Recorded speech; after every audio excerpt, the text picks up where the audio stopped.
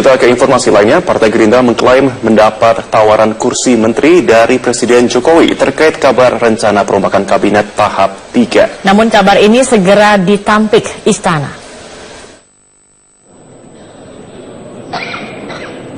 Partai Gerindra mengaku mendapat tawaran mengisi 4 pos menteri di Kabinet Jokowi JK. 4 kursi menteri itu adalah Menteri Koordinator Politik, Hukum dan Keamanan, Menteri Tenaga Kerja, dan Kepala Staf Kepresidenan. Pernyataan partai oposisi ini pun mendapat reaksi dari partai politik pendukung pemerintahan Jokowi JK. Persoalan reshuffle ini tentu sangat naif ya kalau kemudian persoalan-persoalan yang mendasarinya adalah persoalan-persoalan lebih kepada pertimbangan-pertimbangan di luar kinerja gitu ya. Karena ini kan reshuffle sudah yang ketiga kalinya. Jika kemudian Presiden memang betul mau melakukan reshuffle, terlebih dahulu harus diberitahu kepada publik bahwa reshuffle ini sesungguhnya berbasiskan kinerja. November 2016 lalu, Presiden Jokowi memang memanggil satu persatu ketua umum partai politik ke Istana Negara. Kabar reshuffle kabinet ini pun diperkuat dengan pertemuan Presiden Jokowi dan Ketua Umum Partai Gerindra Prabowo Subianto. Namun Sekretaris Kabinet Pramono Anung tegaskan tidak akan ada perombakan kabinet dalam waktu dekat. Presiden dalam sidang kabinet kali ini mengawali arahan, beliau menyampaikan tidak ada reshuffle kabinet kecuali yang memang perlu direshuffle karena beberapa hal, tetapi tidak akan ada reshuffle dalam waktu dekat. Jadi supaya tidak disalah tafsirkan, tidak ada reshuffle dalam waktu dekat. Presiden Jokowi pasti akan berhitung cermat terkait kabar rencana reshuffle kabinet. Benar tidaknya isu perombakan kabinet tentu menjadi hak prerogatifnya. Tim Liputan Metro TV. Memasuki hari kelima pasca insiden terbakarnya kapal Zahro Express, masih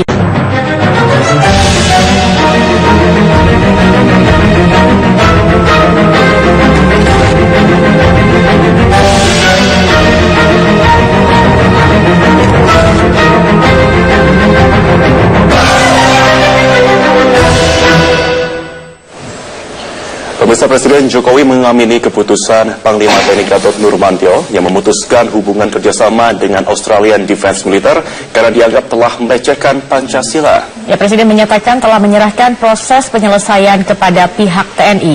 Presiden Joko Widodo sebelumnya juga sudah menerima laporan langsung dari Panglima mengenai insiden pelecehan Pancasila yang dilakukan Satuan Militer Australia saat latihan bersama. Peristiwa terjadi saat Kopassus sedang mengajarkan bahasa Indonesia kepada pasukan Australia.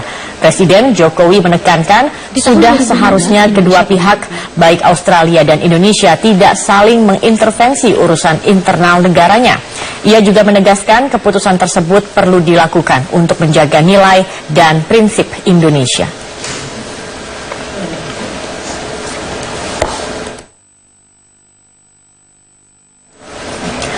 Hubungan militer Indonesia dan Australia retak gara-gara anggota Australian Defense Force atau ADF diduga melecehkan Pancasila. Ya, menurut Menteri Pertahanan, pemutusan hubungan kerjasama militer agar ditunda karena pihak otoritas Australia telah menghukum anggota AFD tersebut. Ulah anggota Australia Defense Force yang diduga melecehkan Pancasila membuat hubungan militer Indonesia-Australia terganggu. Pihak TNI memutuskan hubungan kerjasama militer dengan negara kanguru tersebut. Dugaan pelecehan terhadap Pancasila ini terjadi saat prajurit Kopassus tengah melatih pasukan khusus di Australia. Anggota TNI yang mengajar di Sekolah Pasukan Khusus Australia juga ditarik kembali ke Indonesia. Pihak TNI akan menghentikan seluruh kerjasama dan latihan militer dengan Australia untuk sementara sambil dilakukan pengkajian ulang. Kajian itu nantinya diharapkan dapat memberikan keuntungan pada dua belah pihak. Menanggapi masalah hubungan Indonesia-Australia, Menteri Pertahanan RI menyatakan pemutusan hubungan kerjasama militer agar ditunda karena pemerintah Australia telah meminta maaf kepada pemerintah Indonesia. Udah, kita yang penting planning dulu, yang penting jaga hubungan baik lah antar negara. Jangan gara-gara cuma coro-coro nggak jelas itu ya, hubungan negara tidak bagus ya. Para menteri sudah ke presiden, segala macam saya baik sekali. Dan gara-gara orang-orang yang nggak jelas itu jadi kita tidak bagus ya. Nah, itu harus kita perhatikan lah, ya, kemana-mana kita perlu kawan sekarang. Menteri Pertahanan Australia berjanji akan menuntaskan kasus anggota Australia Defence Force yang diduga melecehkan Pancasila. Hubungan Indonesia dan Australia kerap mengalami ketegangan akibat sejumlah isu sensitif. Tidak hanya persoalan militer dan diplomasi, namun juga terkait masalah hukum dan kemanusiaan, mulai dari kasus ajang lomba menembak, masalah imigran, hingga kasus eksekusi mati terpidana narkoba asal Australia pada tahun 2015. Tim Liputan Metro TV. Dan meski bertetangga, hubungan Indonesia dan Australia sering mengalami ketegangan akibat sejumlah isu sensitif. Tidak hanya persoalan militer dan diplomasi, namun juga terkait masalah hukum dan kemanusiaan. Di tahun 2015, Indonesia pernah menyesalkan sikap militer Australia dan Amerika Serikat yang mencurigai kemenangan telak prajurit TNI di ajang menembak Australian Army Skill at Arms Meeting.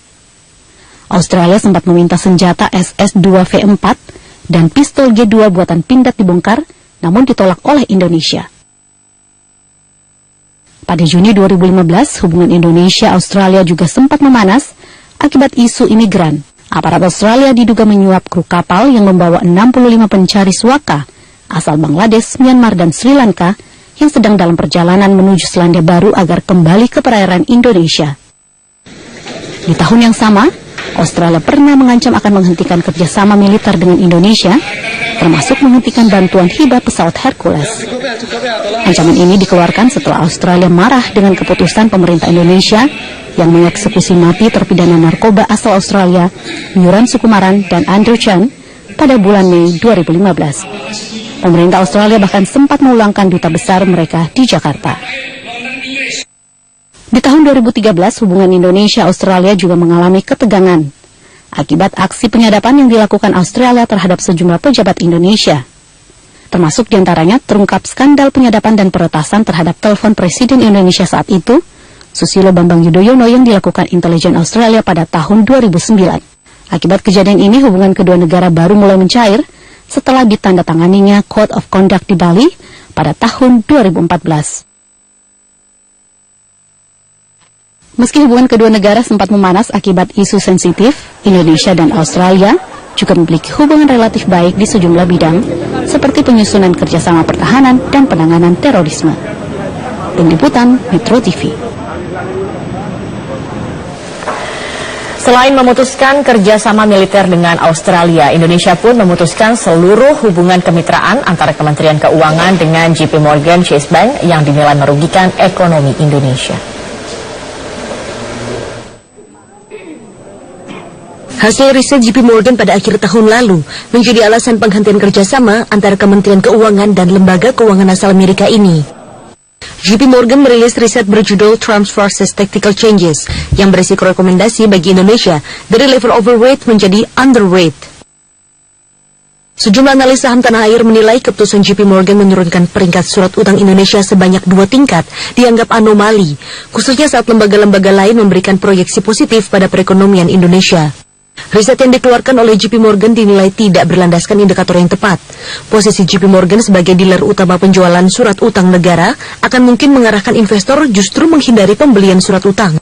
Seperti Turki gitu. Turki juga dikategorikan sebagai emerging market sehingga memang ratingnya juga di-downgrade dari neutral menjadi underweight. Kita lihat Turki sendiri, kita tahu ekonominya juga mungkin masih so-so begitu-begitu aja, plus mereka punya risiko politik kan. Kemarin sempat ada kejadian kudeta gagal itu kan.